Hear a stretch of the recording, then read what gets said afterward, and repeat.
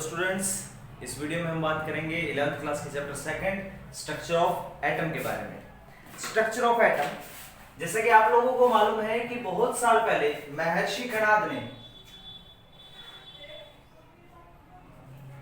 In 400 BC Maharshi Kanada state about परमाणु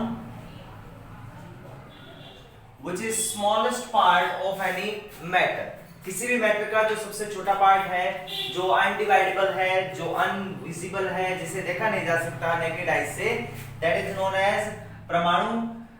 उसके बाद बहुत सारे अलग अलग कॉन्सेप्ट आए, आपने 9th 10th क्लास के अंदर जिनके बारे में पढ़ा, Bohr model, Thompson model, Rutherford model. तो इस वीडियो के अंदर हम उन्हीं के बारे में बात करेंगे। उनके बारे में बात करने से पहले हम बात करते हैं कि ये जो वर्ड है एटम, वो एटम आया कैसे। एटम एक ग्रीक वर्ड है। Atom is Greek word which is given by in 1808 John Dalton. John Dalton England में इस वर्ड का यूज किया इन्होंने। इसका मतलब है अनडिवाइडेबल। अनडिवाइडेबल मीन जिससे और ज्यादा डिवाइड नहीं किया जा सकता, that is known as atom. अब एटम के बारे में जब डिस्कवरी हुई तो आपने एटम की डिस्कवरीज के बारे में पहले पढ़ चुके हो, जिसमें थॉमसन मॉडल, रदरफोर्ड मॉडल, इन सब के बारे में आपने स्टडी किया हुआ है। लेकिन एटम की डिस्कवरी से पहले हम बात करेंगे इलेक्ट्रॉन, प्रोटॉन और न्यूट्रॉन की डिस्कवरीज के बारे में। तो सबसे पहले मैं शुरू करूंगा discovery of electron. Discovery of electron, discovery of electron. Discovery of electron 1830 में माइकल फेराडे द्वारा किया गया। ये प्रैक्टिकल माइकल फेराडे ने ये प्रैक्टिकल किया, और इस प्रैक्टिकल में उसने क्या किया, एक ग्लास ट्यूब ली। ग्लास ट्यूब के अंदर दो इलेक्ट्रोड लगाए, कैथोड और एनोड। कैथोड और एनोड को उसने हाई वोल्टेज से ऐड किया, हाई वोल्टेज से जोड़ा इस तरीके से, हाई वोल्टेज से। और यहां हाई वोल्टेज लगभग 10,000 वोल्ट थी, और जो प्रेशर था इसमें, वो प्रेशर बहुत ही कम लिया। प्रेशर वाज 10⁻⁻² mmHg से 10⁻³ mmHg लिया उसने। उसके बाद इस ट्यूब को इन्होंने क्या किया, वैक्यूम किया, वैक्यूम पंप से।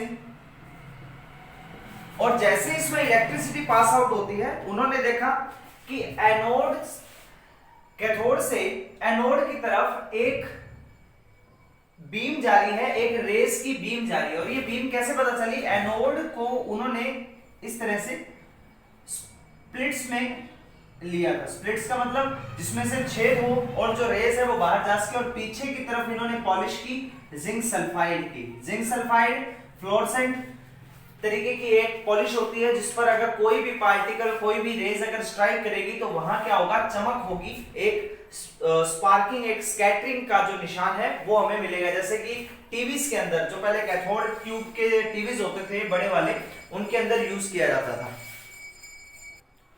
और इस प्रैक्टिकल में उन्होंने देखा कि कैथोड से एनोड की तरफ जब इलेक्ट्रिसिटी फ्लो होती है तो इसके अंदर से कुछ रेज जाती है, कुछ बीम्स ऑफ लाइट जाती है, जो एनोड से पास आउट होके किस पे स्ट्राइक हो रही है, जिंक सल्फाइड की पॉलिश पे स्ट्राइक हो रही है। और वहां क्या है, ब्राइटनेस पैदा होती है। इसका मतलब चमक पैदा होती है वहां। और चमक से पता चलता है कि कुछ ऐसी रेज है, कुछ ऐसा फिनोमिना हो रहा है जो कैथोड से चल के कहां आ रहा है, एनोड की तरफ। तो इन्होंने प्रैक्टिकल के बाद जो रिजल्ट फाइंड किए, वो रिजल्ट ये थे कि कुछ रेज हैं, जो रेज कैथोड टू एनोड जाती है, एंड दे, उन रेज को उन्होंने नाम दिया, these raise were known by cathode rays. Cathode rays. और ये किरणें जो है वो दिखाई नहीं देती, बस उनका एक फिनोमिना दिखाई देता है। और वो फिनोमिना कैसे, कि जब वो रेज एनोड स्प्लिट रिंग से पास आउट होते हुए जिंक सल्फाइड की पॉलिश पे जाती है, तो वहां आपको चमक, एक ब्राइटनेस, एक स्पार्किंग दिखाई देती है। थर्ड इन्होंने बताया कि इलेक्ट्रिक और मैग्नेटिक फील्ड अगर इसके आसपास नहीं लगाया जाए तो ये लाइन जो है वो line travels in straight line. तो ये जो रेज है जिन्हें मैं लाइंस बोल रहा हूं, रेज जो है वो स्ट्रेट लाइन में ट्रेवल करती है, मींस बिल्कुल ही सीधी इस तरीके से जाती है। क्लियर। फोर्थ जो है, फोर्थ इस इन्होंने बोला कि कैथोड से रेज निकल रही है, that means these rays are negatively charged. जो रेज है वो रेज कैसी है, negatively charged, because they are emerging from cathode. Next उन्होंने कहा कि जो कैथोड रेज निकल रही है वो इनके अंदर जो भी गैस भरी हुई है, अगर इस चैम्बर में कोई भी गैस है उस गैस के नेचर पे कैथोड रेज डिपेंड नहीं करती। आप इसमें कोई भी गैस भर लो, उस गैस के ऊपर ये रेज डिपेंड नहीं करेगी, उस गैस के नेचर से इसकी रेज के ऊपर कोई भी इफेक्ट नहीं पड़ेगा। इट मींस बाद में उन्होंने ये कंक्लूजन निकाला कि cathode rays contain negatively charge particle and that particle are known as electron. Cathode rays में जो पार्टिकल होंगे वो पार्टिकल नेगेटिवली चार्ज पार्टिकल होंगे और उन पार्टिकल को नाम दिया गया इलेक्ट्रॉन्स। उसके बाद आता है determination of E by M ratio. E by M ratio का मतलब क्या है कि इलेक्ट्रॉन के चार्ज कैथोड रेज के अंदर जो पार्टिकल है उन पार्टिकल के चार्ज और मास का रेशो।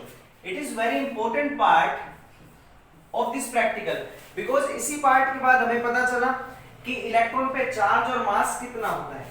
ये जो प्रैक्टिकल था वो 1897 में J Thomson, and this practical was given by 1897 J Thomson. J Thomson ने जो कैथोड रे वाला प्रैक्टिकल था उसी को थोड़ा सा मॉडिफाइड किया। उसके अंदर क्या किया उन्होंने, इलेक्ट्रिक और मैग्नेटिक फील्ड की प्रेजेंस में उन रेज का थोड़ा सा जो डिफ्लेक्शन था वो दिखाया और वहां से E by M की वैल्यू निकाली। कैसे, उस प्रैक्टिकल को करने के लिए भी उन्होंने एक ग्लास ट्यूब ली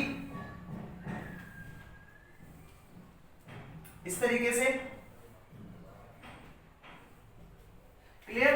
ग्लास ट्यूब में वही ये कैथोड की स्प्लिट लगाई इन्होंने, बैटरी से अटैच किया,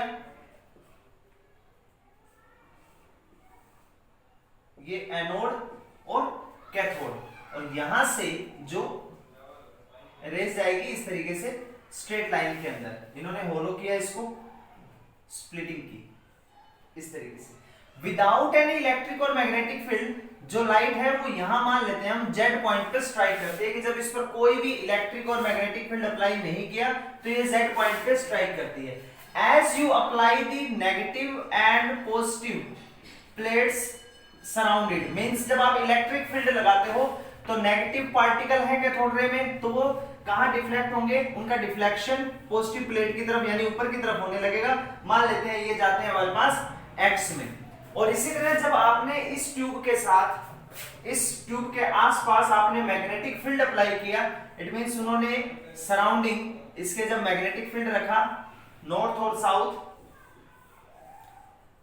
तो नॉर्थ और साउथ प्लेट रखने के बाद इन्होंने देखा कि ये जो है वो अपोजिट डायरेक्शन में मतलब वाई पॉइंट पे स्ट्राइक कर रहे हैं कैथोड रेज।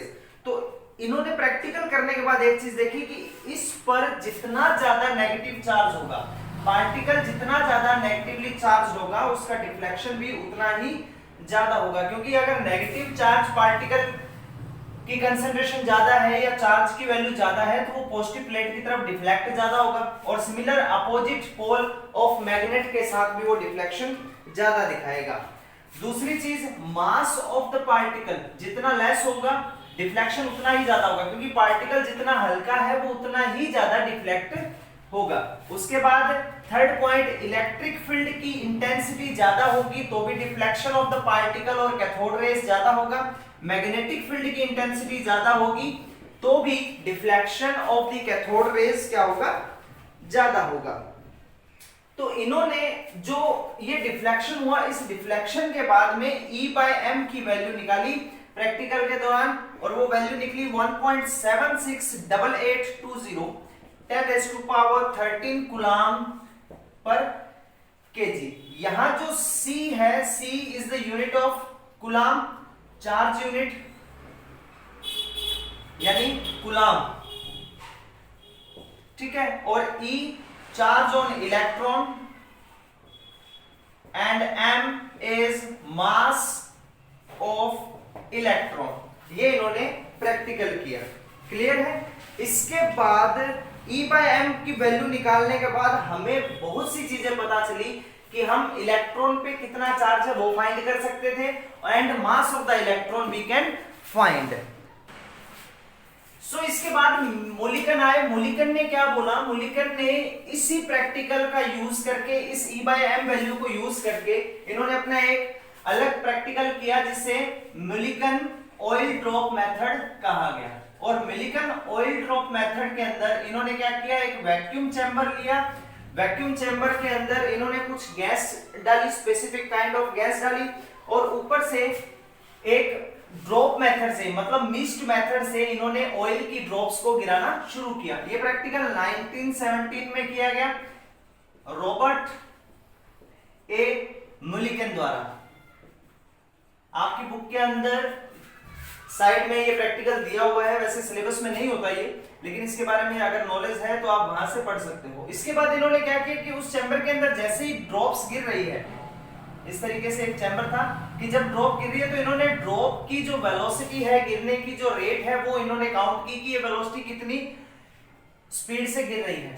बाद में इन्होंने इन पे एक्स रेस का डिफ्रैक्शन करना शुरू किया। तो एक्स रे के डिफ्रैक्शन से क्या हुआ? आसपास जो गैसेस भरी हुई थी वो आयोनाइज होना शुरू हो गई, और उनके आयोनाइजेशन से जो ऑयल की ड्रॉप थी वो भी चार्ज हो गई। और ऑयल की ड्रॉप जैसे ही चार्ज हुई, इन्होंने उस ऑयल की ड्रॉप पे क्या फाइंड किया? चार्ज फाइंड किया, and that charge is equal to n electron charge.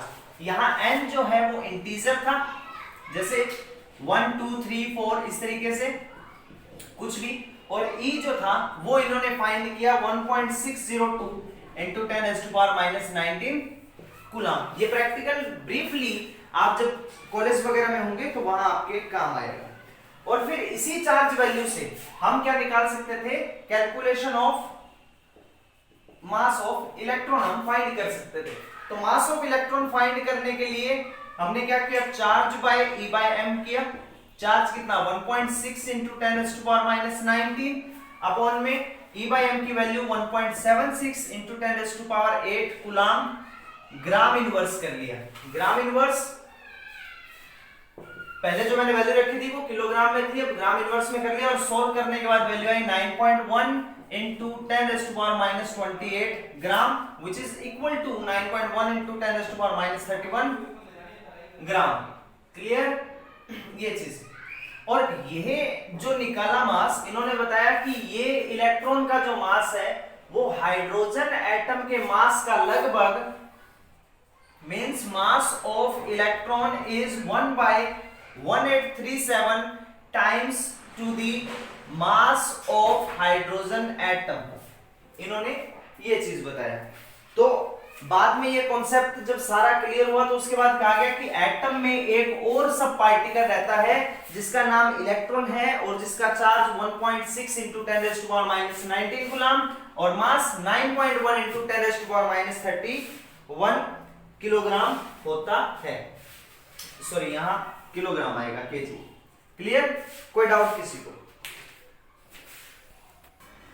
Next है हमारे पास discovery of proton. Discovery of proton, ये जो प्रैक्टिकल है, ये प्रैक्टिकल गोल्डस्टीन ने 1886 में किया। तो गोल्डस्टीन ने पहले जो प्रैक्टिकल था कैथोड रेस का, उसी प्रैक्टिकल में क्या किया? इस बार कैथोड की प्लेट को उसने स्प्लिट में कन्वर्ट कर दिया। तो उसने एक चीज देखी कि जिस तरह cathode to anode cathode rays जा रही है, उसी तरह एनोड टू कैथोड भी कुछ रेस जा रही है जो कि पॉजिटिवली चार्ज पार्टिकल की रेस है। और इन रेस को उन्होंने नाम दिया कैनल रेस और एनोड रेस, जिन्हें हम पॉजिटिव रेस भी बोलते हैं। ठीक है, ये जो रेस थी वो इक्वल एंड अपोजिट थी towards cathode rays. Anode rays बिल्कुल कैथोड रेस की तरह स्ट्रेट लाइन में मूव करती है, स्ट्रेट लाइन मोशन रहता है। दूसरा, इनकी जो नेचर है वो पार्टिकल नेचर है कि इसमें भी छोटे छोटे पार्टिकल रहेंगे, और इनके बीच में यहां उसने एक पैडल लाइक सर्कल डाला, जिससे कि पता चला कि ये पैडल व्हील अगर रखते हैं तो यहाँ वो पार्टिकल आकर गोल गोल क्या करते हैं, सर्कुलर मोशन करना शुरू कर देते हैं। कि इस प्रैक्टिकल के बीच में इसने अगर यहाँ एक पैडल व्हील डालते हैं तो वो पार्टिकल जैसे इस पैडल व्हील के पास आएंगे वो गोल गोल घूमना शुरू कर देंगे। That means these rays contain some kind of particle. Anode rays जो है वो इलेक्ट्रिक और मैग्नेटिक फील्ड से डिफ्लेक्ट होती है ऑब्वियसली, लेकिन अपोजिटली चार्ज प्लेट के पास, because anode rays are positively charge so they get deflected by negative plate and the north pole, whereas cathode rays जो थी वो पॉजिटिव प्लेट और साउथ पोल की तरफ डिफ्लेक्ट हो रही थी। दूसरी चीज, यहाँ इस मीडियम के अंदर इस ट्यूब में जो गैस भरी जाएगी उस गैस के नेचर पे ये पार्टिकल ये रेज डिपेंड करती है। और सेम ये प्रैक्टिकल जब हाइड्रोजन गैस भर के किया गया तो इसके बाद इसका मास जो निकला वो मास of the particle of anode rays was E/em, और चार्ज की वैल्यू इक्वल है, तो चार्ज की वैल्यू जब इक्वल रखी तो 1.602 into 10⁻⁻19 कूलम अपॉन E/m की वैल्यू इस प्रैक्टिकल के लिए आई थी 9.58 into 10⁻4 कूलम पर ग्राम। और सॉल्व करने के बाद जो मास ऑफ द प्रोटॉन आता है mp, जिसे लिखेंगे वो 1.67 into 10⁻24 ग्राम आएगा। तो यहां से प्रोटॉन पे जो मास है वो फाइंड किया गया। देन नेक्स्ट आता है डिस्कवरी ऑफ न्यूट्रॉन।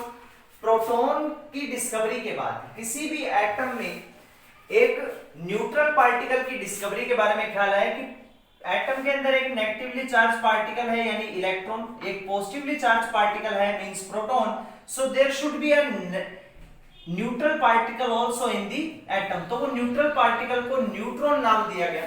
इसकी डिस्कवरी 1932 में जेम्स चैडविक द्वारा की गई।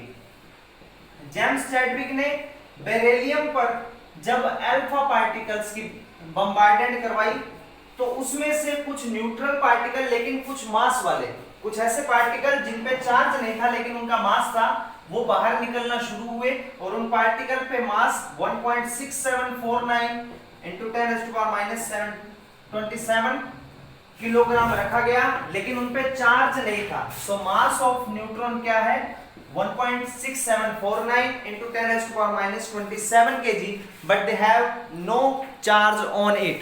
सो इतने सब कॉन्सेप्ट के बाद हमें ये पता चला कि किसी भी एटम में 3 सब एटॉमिक पार्टिकल हैं, electron, proton and neutron. Further discovery के बाद ये मालूम चला कि प्रोटॉन और न्यूट्रॉन जो है वो एटम के न्यूक्लियस में और जो इलेक्ट्रॉन है वो उसके बाहर ऑर्बिट में रिवॉल्व करते हैं, और इलेक्ट्रिकली एक एटम जो है वो न्यूट्रल होता है। इन सब डिस्कवरीज के बाद में एक एटम के लिए 2 मेन चीजें जरूरी है, which is atomic number and mass number of any atom.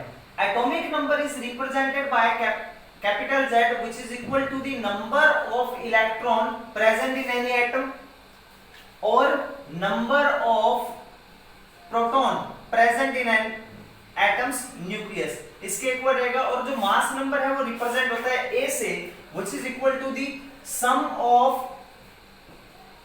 number of proton and number of neutron present in any atom's nucleus।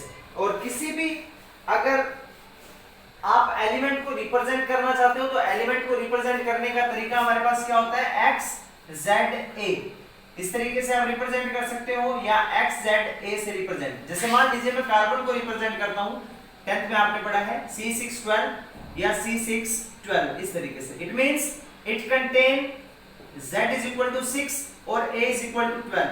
सो यहां मतलब क्या है कि इसमें इलेक्ट्रॉन कितने होंगे 6 और प्रोटॉन भी कितने होंगे 6, और प्रोटॉन प्लस न्यूट्रॉन कितने हैं 12, सो न्यूट्रॉन विल आल्सो 6। तो इस तरह आप किसी भी एटम के सिंबल से अगर उसमें एटॉमिक नंबर और एटॉमिक मास गिवन है तो आप प्रोटॉन, न्यूट्रॉन और इलेक्ट्रॉन की नंबर फाइंड कर सकते हो। क्लियर इसमें? नेक्स्ट इसके बाद आता है हमारे पास आइसोटोप। आइसोटोप के बारे में 10th क्लास में आपने पढ़ा है। Isotope are which species or which elements which have same atomic number but different atomic mass.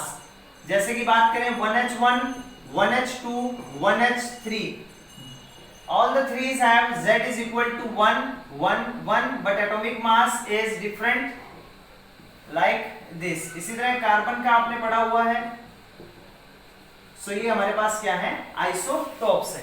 Similar आता है हमारे पास आइसोबार, जिसमें एटॉमिक नंबर डिफरेंट हो जाएगा लेकिन मास नंबर क्या होगा, सेम होगा। दो या दो से ज्यादा एलिमेंट जिनका एटॉमिक नंबर अलग अलग है लेकिन मास जो है वो सेम है, that are known as isobars. Like argon 1840, potassium 1940 and calcium 2040। यहां अगर आप काउंट करोगे Z 18 है, 19 है, 20, लेकिन एटॉमिक मास जो है वो 40 40 40 है। अनदर एग्जांपल इसका हम ले सकते हैं कार्बन 614 और नाइट्रोजन 714। थर्ड एग्जांपल इसका लेड 82 210 और बिस्मथ 83 210। सिमिलर आता है आइसोटोन्स। Isotones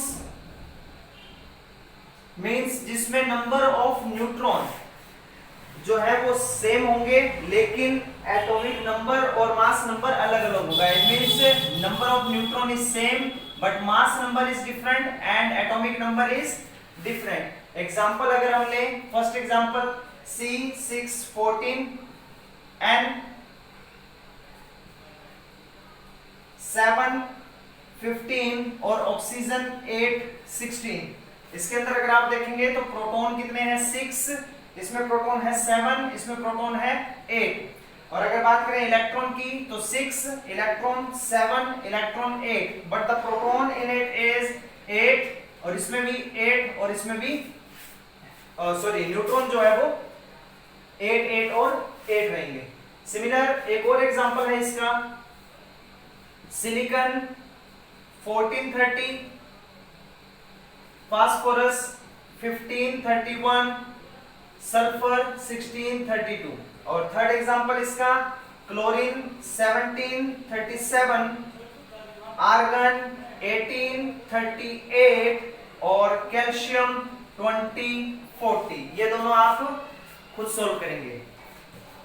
thanks. तो इस वीडियो में फर्स्ट पार्ट में इतना ही, बाकी जो स्ट्रक्चर ऑफ एटम पे कंक्लूजन है, एटॉमिक मॉडल्स, वो हम सेकंड वीडियो में पढ़ेंगे। Hope you like the video, so please subscribe and share this channel. Thank you.